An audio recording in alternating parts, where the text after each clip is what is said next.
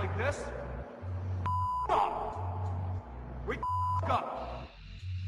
Welcome to the State of Hockey podcast, featuring Justin Jelnick and Joe Hayford. Let's talk hockey.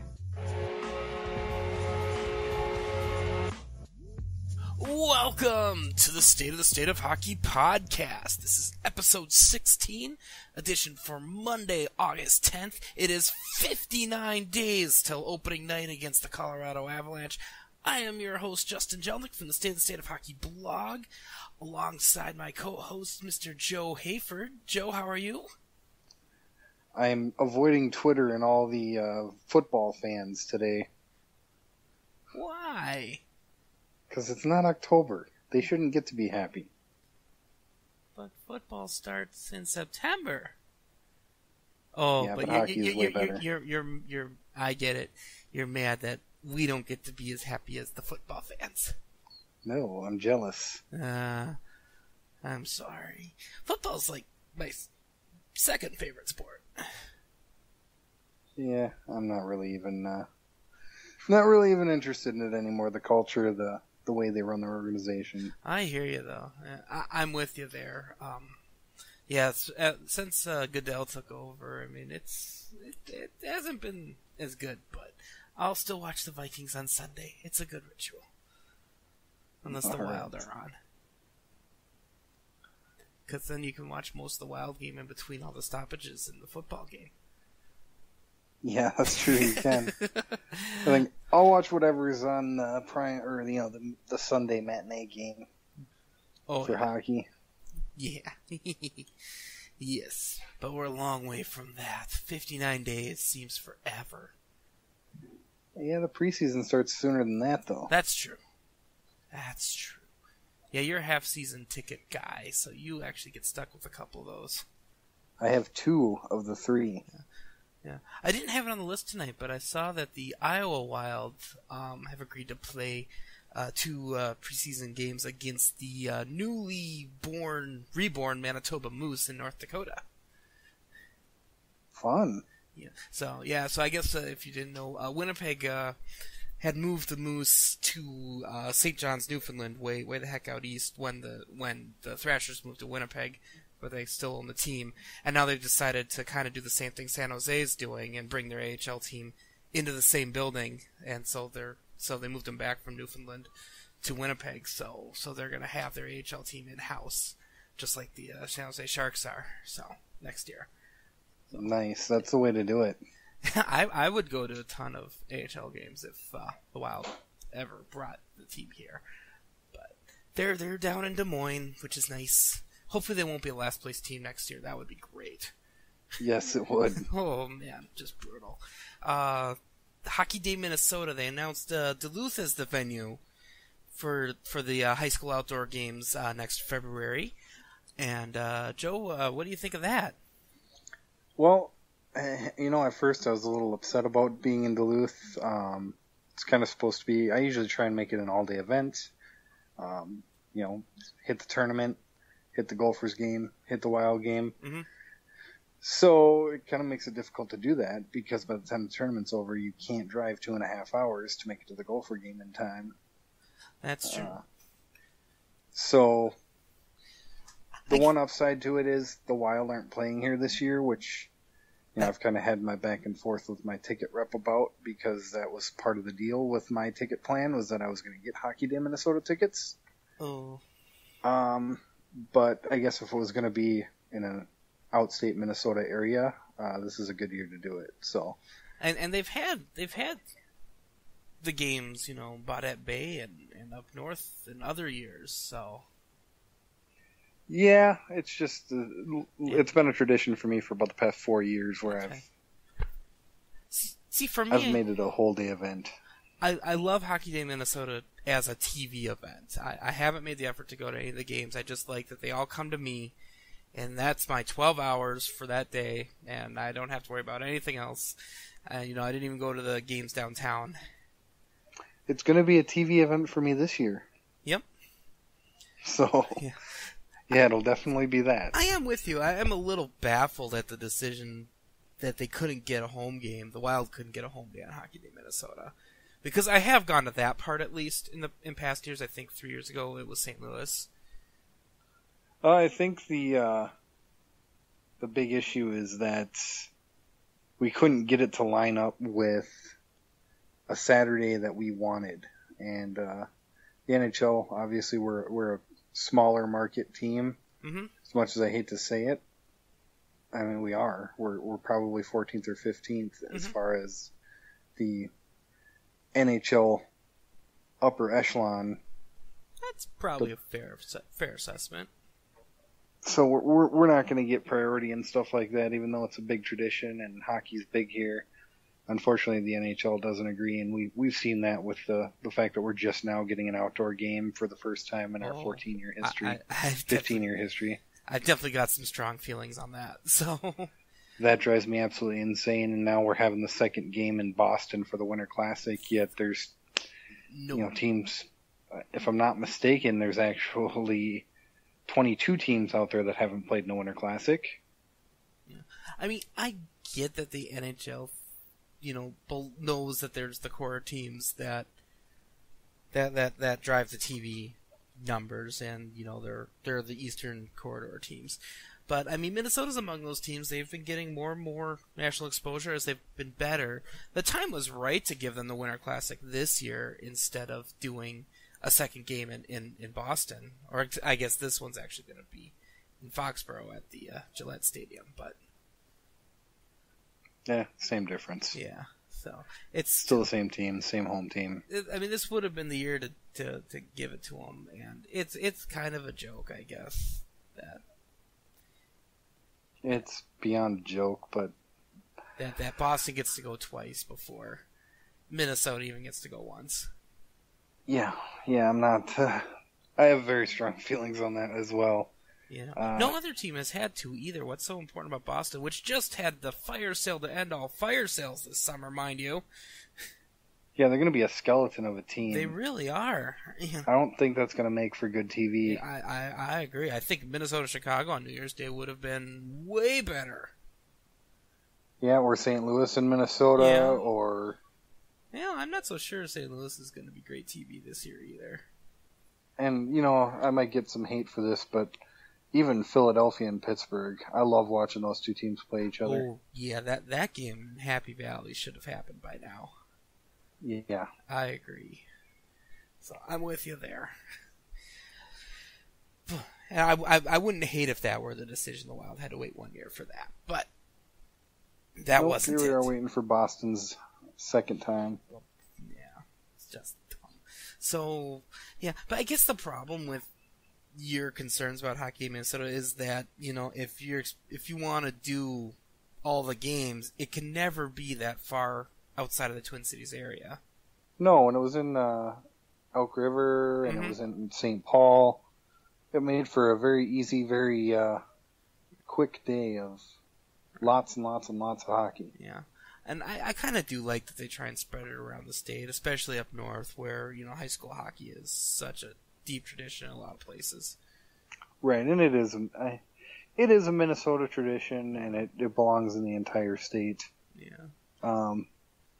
That reminds me, actually, I'm bringing this up off the tip of my tongue here, and it just kind of came to me. I remember reading something about it. Actually, I think you posted it. There is a town in northern Minnesota, Proctor. Yes, they wanted they were rumored to try for expansion. I don't know how serious it was when the rubber met the road. The NHL only accepted 2 applications for expansion. So I guess when they actually had to put up some money. So, and oddly, Seattle isn't one of them. Maybe we should talk about that because I think that's all gone down since our last show. So, because Seattle had a few competing arena plans and none of them were too firm. I guess there was no representative that made a acceptable application for expansion team. So it looks pretty telegraphed that the next 2 teams are going to be Las Vegas and Quebec City. Yeah, it's a little weird. I was really hoping and really rooting for Seattle to get a team. Seattle is a very beautiful city if you haven't been there. Mm-hmm. I want to move there one day, but I refuse to do so until they have a hockey team. I agree. I think that's a great stand. So, until they get a hockey team, I'm staying put in Minnesota. I've had friends that have lived out that way. They really liked it. So, and I don't think they're done for. I think maybe part of this is that the expansion fees are, beyond record for the last round. And Seattle, I think, some of the owners might be gambling that, like the Atlanta Thrashers, maybe Phoenix or Florida become available. I think that's going to be more likely. You're going to have teams. Even Nashville might be on the hot seat here pretty quick. Yeah. Their attendance is pretty awful lately. Yeah, I didn't realize they were doing that awful. As much as I despise the man that is the general manager of that franchise, I just don't know. I definitely think that the two to watch in this regard are Arizona and Florida. Yeah, you don't think that Hoyle's on the hot seat this year? I hope so. Kind of took a team that was destined for greatness and did a one and done with them. Yeah. But honestly, they looked pretty good against Chicago in a couple games anyway in the playoffs. Yeah, I think Chicago just woke up. And it bugs me to no end that they won 2 more games against the Hawks than the Wild did. The Wild fell asleep. Yeah, they did. They just ran out of gas, which we've covered ad nauseum. That's my theory, is you can't win at that pace for 4 months without eventually paying the price and fatigue and sloppy mentality and Ryan Suter being lazy and ineffective. Yeah. And, having Vanek on your team for a full year. Yeah. Oh, yeah. Makes me cry.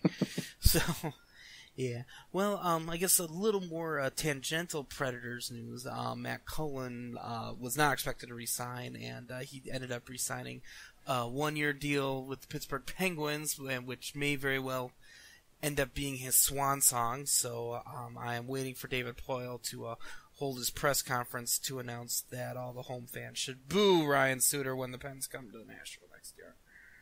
Or not Ryan Suter, to boo Matt Cullen. Yeah, jeez. Of course, yeah, they have to boo him. Yeah, that's what really ticked me off about Poile. It's one thing if fans organically do all that, but it's just unbecoming for a general manager to be so petty so publicly. It shows who he really is, and it shows why that team is not successful. Yeah. I did post this on my Twitter earlier this week. David Poile not involved with USA Hockey for the upcoming World Cup of Hockey. Yeah, that's a shocker. So thank you, USA Hockey. I don't know why he was involved in the Olympic team. One thing that I did pull out of the whole Matt Cullen to Pittsburgh deal was I do not forgive GM Chuck Fletch for letting Brodziak sign with the Blues for a measly $900,000 a year. Yeah. And we just re-signed Holla for $1 million per. Yeah. Which, by the way, we should cover that too. Oh yeah, we got that on the list. Don't you worry. So, but yeah, that makes it tough. Yeah, Brodziak is a steal at that price, and I don't care who wants to debate me on it. Mm-hmm. You know my Twitter. It's just it's just so hard for. This is the price that they're paying for overpaying Vanek. Really, none of these deals are any problem if Vanek is in a $5 million deal. Well, the Brodziak deal shouldn't have been a problem at all. Yeah. If I'm not mistaken, we still have that much money left over. You know the one website I didn't pull up before we started the show? General Manager. Which I have not failed to do since there's been a General Manager. So my bad. Yeah, so they're showing 69.5 and is the cap hit right now. And 71.7 is the... Oh no, 69. So cap space is at 1.9 million. We could sign 2 Brodziaks. They could. Well, they have to leave a little bubble in case to account for having to carry injured players in case they have call-ups and stuff. And so that might be part of what's been playing in why Fletcher can't pay these players that we want to see stick around. Yeah, I guess I would have rather have seen Hall go than Brodziak, because Hall is costing us $100,000 more, and Brodziak's more effective. I think, at least I mean, if Hall can turn it around, more than willing to eat my words here, but last season Brodziak was way more effective than Hall. I would agree with you. I was thinking about this the other day. I remember last summer when the Vanek deal was going, I was going to be okay if it was a 5-ish deal. I didn't even want to see it that high, and 6.5, just ridiculous unless he really breaks out next year. But he needs to make up for this last season. Yeah. He better be the freaking MVP. He better win the Hart. And he better win the Conn Smythe. Okay. It's the only way I can figure that out. If he gets out of that, I'm going to let Fletcher slide on the 6.5. So. Yeah, if he gets a Conn Smythe, I will definitely let him slide. But yeah. So the Eric Howla, they actually did go to arbitration, and then they agreed to a 2-year, $1 million deal. Or $1 million per. $1 million per, yeah. So yeah, Brodziak's still cheaper. Yes, he is, and more effective. I don't think they can walk away from an arbitration award with Howla because it doesn't meet. I guess the minimum to be able to walk away from that is like $3.5 million. So their only choice would have been to not tender Howla in the first place, which you might be making the argument that's what they should have done. I am making that argument. Yeah, so in which case Howla becomes unrestricted. But good riddance. I'm not ready to throw Howla out after one bad year. I mean, he was really good 2 years ago. I feel the same way about Pominville, and I feel the same way about name was on my tongue, but Granlund. Yeah, I mean, I'm starting to get very frustrated with golfers right now. There seems to be a trend of laziness. Well, of course, the Gophers are the birth-written team in college hockey. They are the Yankees of college hockey. Right now, they're more like the Yankees of the '80s, but still. Yeah. Or the Yankees of Joe Girardi's last year. Yeah. You'll have to forgive me. I am alumni of 2 different state college institutions, neither of which had hockey teams. But no, not a lot of love for the U where I went to school. Just one college for me, and again, no hockey team either. Yeah. Oh, yeah. So I went to Winona State and also Metro State. So where did you go? Hennepin Tech. Nice. Paramedic. If I had to do over again, I would have started at a tech school. Yeah, well, the tech schools were the only places that could provide me with an affordable paramedic degree. So. Well, it's good work you're doing. Not in that field whatsoever, No, other than when I was in the Army. Oh, well. At least you learned something. Yeah. So school doesn't mean anything, kids, if that's the message, right? No, not at all. It's not true. It teaches you life skills. Oh, okay. Hang in there for the life skills, kids. Yeah. I wonder how many kids listen to our show. Hopefully not many. We're a bad influence. We're a horrible influence. But we like hockey, so that makes it all better. That's true. Kids, love hockey forever, and it will love you back, even if they lock themselves out every 8 years. Oh, yes. Shoot. We're like halfway to that point, aren't we? Oh, dang it! The years just fly. We need to talk about Stadium Series jerseys. Oh, yeah. Did you get a look at them? No, they haven't released them yet. Do you have any idea when they're going to release those? No, I was wondering if it was part of the deal on Thursday, but I guess not. No, they just released like a logo. Yeah. I mean, I've seen some prototypes out there that look kind of okay, cool, but I haven't really seen anything that piques my interest. I mean, I know I will be buying one, regardless.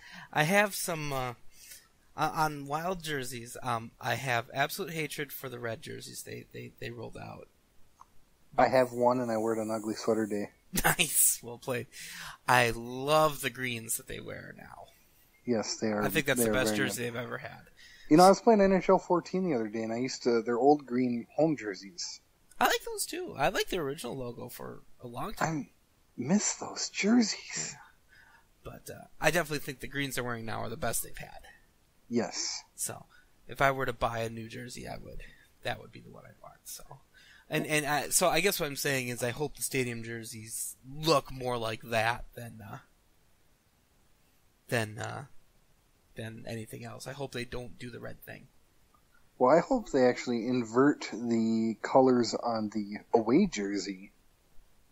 That jersey is probably my favorite jersey of any Interesting. hockey teams. That would be a good look.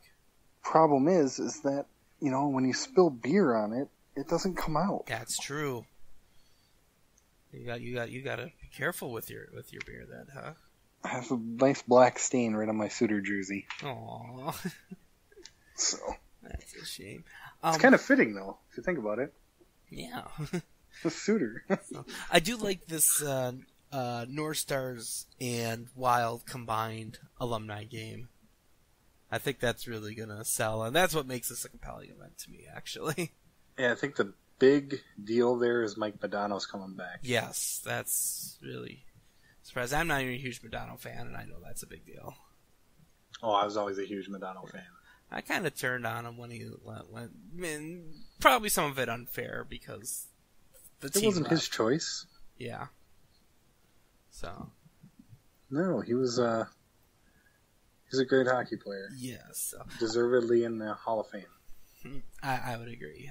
And I think the Wild choices, were legit, but it kind of shows they really couldn't come up with 20 players from the Wild's history alone. No. But Bomber, Bruno, Dowd, Hendrickson, Laxonen. I am a little upset about Darby being on there. Why? He only scored the biggest goal in the team's history. What are you talking about? Andrew Brunette scored the biggest goal in the team's history. Oh, shoot, you're right. Darby scored the first goal in the team's history. I got that backwards. Yes, there you go. Let's just hope he's not the power play coach for the alumni game. I thought that Bruno was the power play coach. Oh, jeez, I can't get any references right tonight. I'm like the anti-Dennis Miller. Well, that's what I'm here for, man. Just to make sure you're on track. Yeah. But yeah, I mean, big names I recognize coming back: Beaupre, Bellows, Broughton, John Casey as a D. That's weird. Maybe there was a John Casey that was a D before John Casey the goalie. I don't know. Well, John Casey, the goalie, never played for us. Didn't he? I don't think so. Not in the 90s? Okay. And I don't know. I was like 7, so I might be mistaken here. Dino, of course. Yes. That's big, too. So Neil Broughton's probably my favorite guy on that list. Basil McRae, the unsung hero of the Mighty Ducks cameos. Yes. Yeah. It's going to be a fun game. I'm looking forward to going. Actually, I'm going to go to that game with Di. Oh, that'll Murphy. That'll be a good time. So good deal. We like the Di Murphy here from all the from the Andy podcasts and whatnot. Yes, we're hoping we can get her on next week or next show at least. Yeah, well, we're gonna look into that. So yeah, I mean, having Nate went over pretty well, so I think we should definitely get into doing guests, and it'll be a lot easier, when the season starts, because then everybody wants to talk hockey. Yes. It started this summer, and I know it's been 4 weeks since we've done a show, so to those of you that are sticking with us through the summer, we appreciate it. Yes, we do. So have a few steadfast fans that always give us comments and feedback. So yes, we appreciate that very much. So, but yeah, so I got the Stadium Series mailer this week while we're on it. I got a little sticker shock, but the more I've thought about it and realized, it is 2 events, it probably is, worth it. It's definitely worth it if you think about the 2 events. Yeah. It's really no more expensive than a regular game.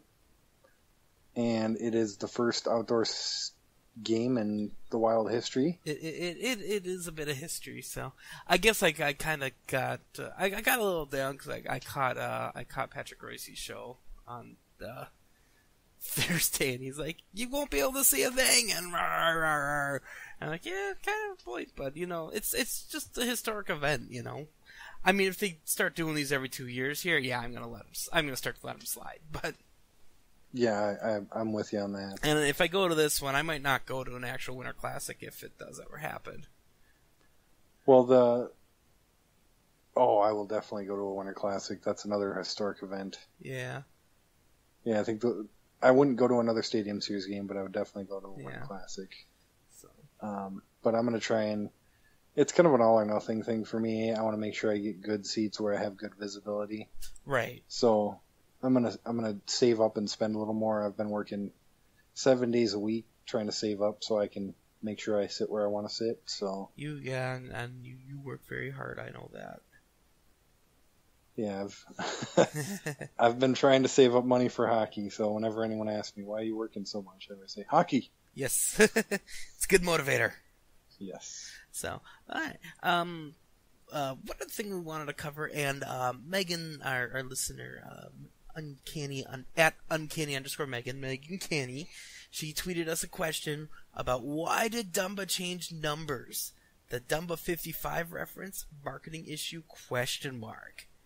And well, Joe, you want to take this one? Yes, I do. I'm guessing that the Dumba 55 reference probably didn't play over well. I'm guessing he didn't see that one coming. I don't know why, but...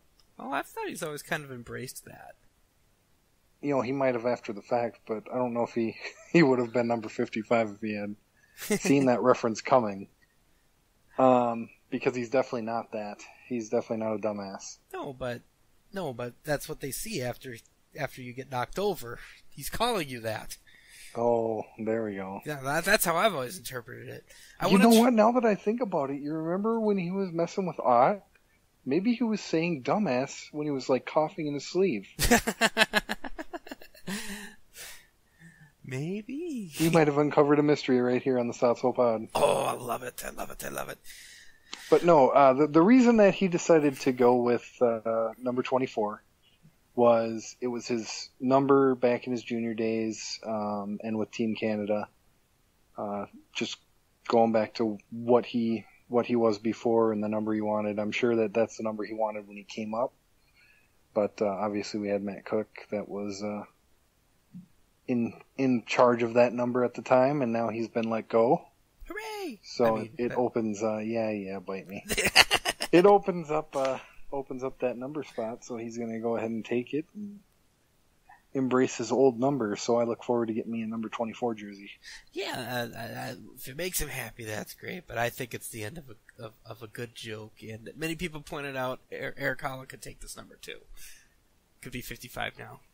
Maybe it'll motivate him a couple to of move. years ago I was going to buy an Eric Holla jersey, and I didn't because I actually tweeted at Eric Holla trying to find out if he was going to change his number. Because I wanted to get an Eric Holla jersey, and I didn't want it to be like the Coyle fiasco where he changed from 63 to 3. Right. Because I bought a Coyle jersey, and all of a sudden, he's not 63 anymore. I have a hard time with name jerseys. Yeah, I like to buy the longer term guys. You know, Dumba I feel comfortable buying, and now that he's actually fallen into his number. I would get for sure, but...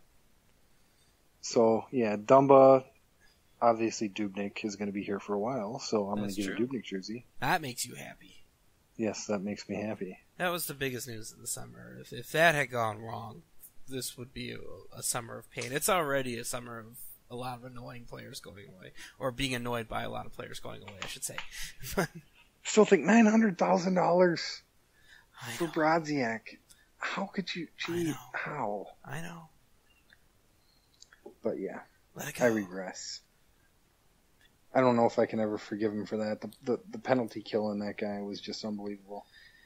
Yeah, we'll find out what the penalty kill looks like this year. Yeah, we're going to find out when we play the Blues and we can't score. Well, I guess we couldn't score a power play goal on open net last year, so it won't be too much different. That's true. But we'll see what our penalty kill looks like, because it was really good. Yes. Now it might regress to average, which really sucks when you don't have power play. Yeah, I think we were number 1 in the league, and then we regressed to number... No, did we have the number 1 penalty kill last year? I'm not sure. I know it was a top 3. I think at times they were, for sure. Oh, yeah, at times they definitely were. So it was between us and the Blackhawks there for a while. Yeah. So is it too early to speculate on the Central Division? No. Okay. No. You think the Wild have a shot to top the Hawks? I'm going St. Louis 1. You're going St. Louis 1? Minnesota 2. Chicago 3. Nashville 4.